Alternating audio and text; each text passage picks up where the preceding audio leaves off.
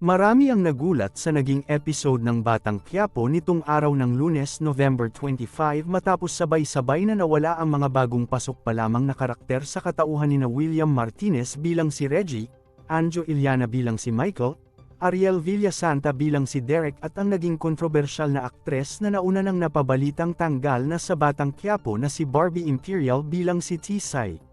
Matatandaang nagkaroon lamang ito ng ilang eksena nang biglang mawala ito sa serye. Pinabulaanan naman ito ng management at nagbalik nga si Tisay sa Batang Quiapo. Ngunit ilang linggo pa lamang ang nakakaraan ay tsugi na rin agad. Sa naging episode nito ngayong araw, nasundan ng grupo nila Tanggol ang grupo nila Tisay sa pamamagitan ng pagkabit nito ng isang location device sa sasakyan na kinarnap ni Tisay na kanyang pinagplanuhan dahil sa mga nauna nang ninakaw nilang mga sasakyan.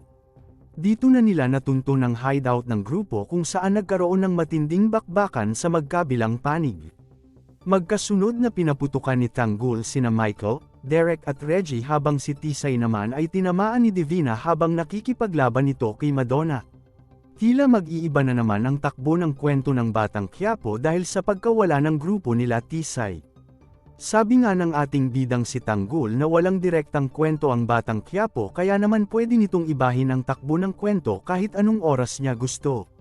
Siguradong magkakaroon muli ng panibagong karakter ang Batang Quiapo at matagal na ring usap-usapan na papasok nga ang box office queen Catherine Bernardo na siguradong hahakot ng maraming manunood kaya't abangan na lang natin ang mga susunod na magaganap.